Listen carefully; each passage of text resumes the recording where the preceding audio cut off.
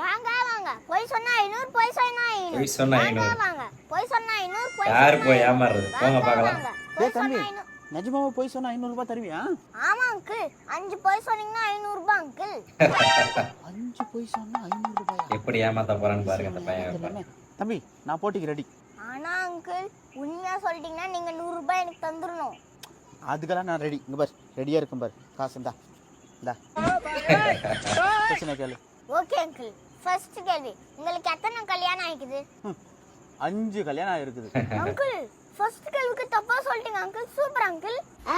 நம்ம நாட்டோட prime minister யாரு? நான் தான். யாரு? செகண்ட் கேள்விக்கு தப்பா சொல்லிட்டீங்க அங்கிள். எப்படி ஏமாத்த போறான் பாருங்க இப்போ அந்த பையன். மூணாவது கேள்வி தமிழ்நாட்டோட சிஎம் யாரு? விஜய்.